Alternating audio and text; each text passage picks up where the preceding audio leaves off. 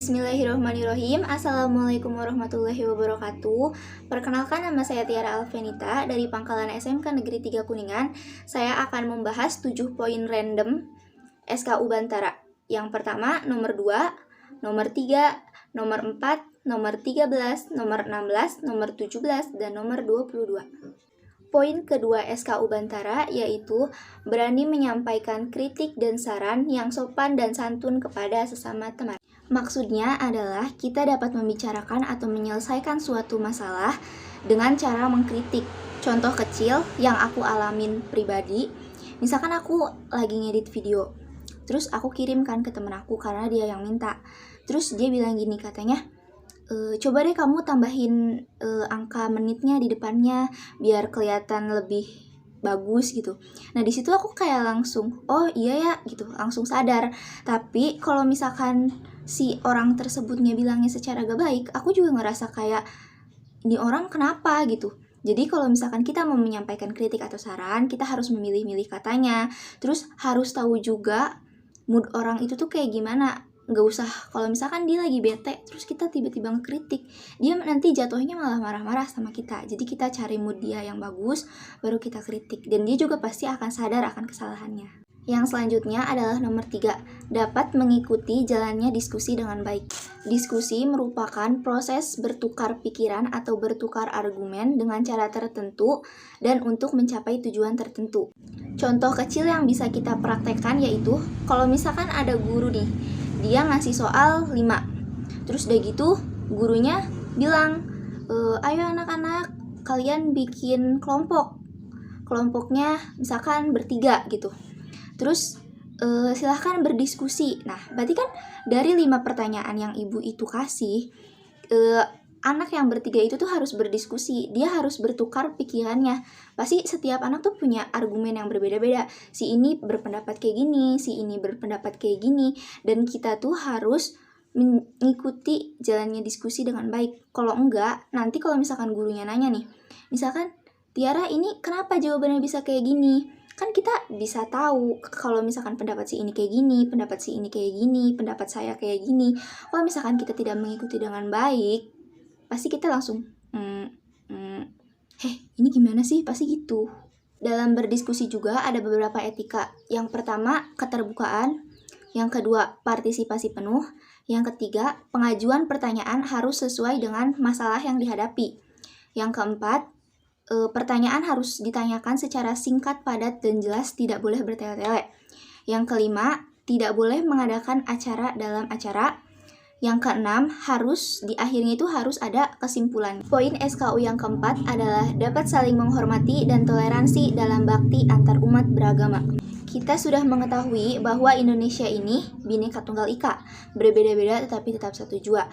Ada banyak suku, ras, agama, dan lain sebagainya. Contoh kecil, misalkan kita punya teman. Nah, temennya ini beda agama sama kita. Terus dia misalkan mau izin beribadah sama kita. Maksudnya izin beribadah ke kita gitu. Terus udah gitu, ya udah kita izinin aja. Kita biarkan dia untuk beribadah. Kita jangan larang-larang dia. Jangan bilang kalau misalkan agama kita itu paling benar, karena semua orang tuh punya kepercayaan masing-masing. Kalau dia percayanya kayak gini, kita percaya kayak gini, kita harus saling menghormati dan menghargai. Yang selanjutnya adalah poin ke-13, yaitu dapat menjelaskan jam, kompas, tanda jejak, dan tanda-tanda alam lainnya dalam pengembaraan. Yang pertama adalah jam. Jam adalah alat bantu untuk mengetahui waktu. Nah, jam juga bermakna masa atau jangka waktu. Sedangkan pukul bermakna saat atau waktu. Jadi, kan ada nih yang suka ngomong, sekarang pukul berapa gitu. Dijawab pukul 7 gitu. Kalau misalkan jam, pertanyaannya biasanya kayak gini. Kalau dalam sehari itu ada berapa jam sih gitu. Itu kan ditanyanya berapa atau jangka waktunya berapa. Kalau pukul saat ini jam berapa gitu. Atau kamu pergi pukul berapa gitu. Bisa. Jadi jam juga bermakna banyak. Dan jam juga ada beberapa, ada jam digital, jam pasir, biasanya suka ada jam pasir, Terus ada lagi jam HP atau jam di Android sama jam digital. Terus ada jam tangan, jam beker. Terus yang kedua ada kompas.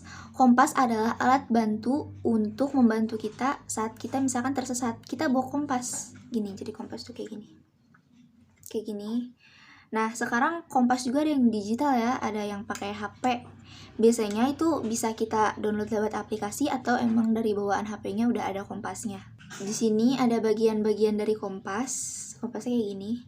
Nah, yang pertama itu ada dial. Dial itu permukaan yang ada angkanya. Yang ini. Terus yang kedua ada visir. Jadi visir tuh ini nih, yang buat ngebidiknya tuh ada garis tengah. Terus ada kaca pembesarnya, ini buat ngelihat angkanya gitu. Terus ini ada tutup dialnya juga. Nggak ditutup. Ini bagian-bagian intinya. Inti dari kompas. Nah, jadi kalau cara penggunaan kompas yang kayak gini tuh harus di tempat yang lurus. Terus kita tuh ngebidiknya dari sini, dari yang visir ini. Tapi kalau misalkan dari HP, itu bisa langsung di tempat yang datar. Kita taruh HP-nya di bawah gini. Misalkan ini HP ditaruh. Nah, nanti tuh bakal langsung muncul gitu. Ini berapa derajat, terus arahnya ke arah mana gitu.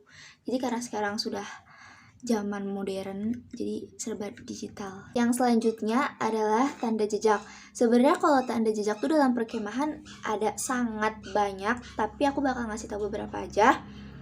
Yaitu ikuti jalan, 5 langkah ada surat, kembali ke tempat semula, perkemahan, jalan ke kiri, jalan terus, jalan ke kanan, sama jalan ke kanan. Selain itu juga ada lagi beberapa, yaitu jalan ke kanan 2 km lagi, sudah dekat atau jaraknya tuh 1 km lagi nyampe, terus belok kiri, jalan terus, sama jalan ke arah sudut. Yang terakhir adalah tanda-tanda alam. Yang pertama, kabut tipis, menandakan cuaca akan selalu baik. Yang kedua, awan tebal dan gelap, menandakan akan turun hujan deras. Yang ketiga, apabila matahari terbit berwarna merah diliputi garis-garis awan yang kehitaman, bertanda akan turun hujan. Tapi apabila matahari berwarna bersih, bertanda hari akan baik. Yang keempat, bulan bersinar, bertanda cuaca akan baik. Tapi jika diliputi awan gelap, berarti akan turun hujan. Yang kelima, jika malam itu ada bintang, maka cuaca akan baik. Yang selanjutnya adalah poin nomor 16, yaitu dapat menjelaskan tentang kewirausahaan. Menurut saya pribadi, kewirausahaan itu adalah suatu pekerjaan yang dilakukan oleh seseorang yang kreatif. Dia juga rela kayak ngambil resiko. Kalau misalkan nih, contohnya, kita jualan sesuatu yang kita kreatif ya dari ide kita. Terus kan belum tentu hasil itu tuh bakal jadi booming.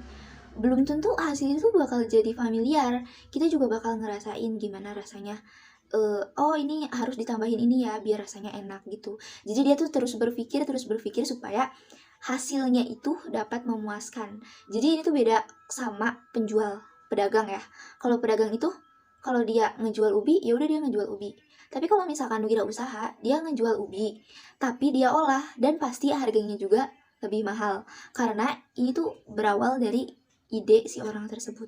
Yang selanjutnya adalah poin nomor 17, yaitu dapat mendaur ulang barang bekas menjadi barang yang bermanfaat. Jadi di poin 17 ini, aku bakal bikin lap yang terbuat dari baju bekas yang udah nggak terpakai. Langsung aja. Jadi ini dia alat dan bahan yang kalian butuhkan. Ini ada baju bekas. Ini udah dipotong-potong. Kira-kira segini. Terus ada gunting, ada kardus buat nanti nyetak. Terus di sini ada benang sama ada penggaris.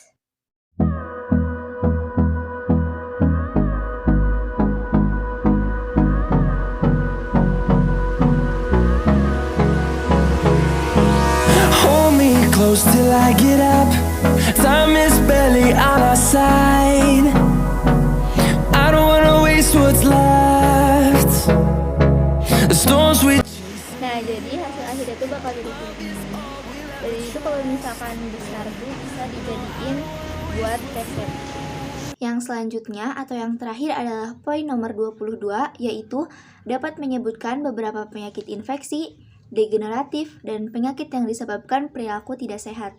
Yang pertama adalah beberapa contoh penyakit infeksi. Yang pertama, TBC ditularkan melalui udara yang kotor. Yang kedua, tetanus ditularkan melalui luka yang kotor. Yang ketiga, mencret ditularkan oleh lalat, air, dan jari yang kotor. Yang keempat adalah pneumonia disebabkan oleh batuk melalui udara. Yang selanjutnya adalah contoh penyakit degeneratif. Ada diabetes mellitus, stroke, jantung koroner, kardiovaskular, obesitas, dislipidemia, hipertensi, penyakit jantung, asam urat, dan lain sebagainya. Dan yang terakhir adalah penyakit yang disebabkan perilaku tidak sehat. Yang pertama, stres berlebihan dapat menurunkan daya tubuh seseorang dan memicu resiko penyakit jantung. Yang kedua, minum alkohol dapat menyebabkan serangan jantung, kanker hati, kanker tenggorokan, dan kanker payudara. Maka dari itu, marilah kita jaga kesehatan kita masing-masing, apalagi dalam kondisi pandemi kayak gini. Semoga pandemi cepat berakhir dan kita dapat beraktivitas seperti sedia kala. Cukup sekian yang dapat saya sampaikan, kurang lebihnya mohon maaf. Wabillahi taufiq wal hidayah. Wassalamualaikum warahmatullahi wabarakatuh.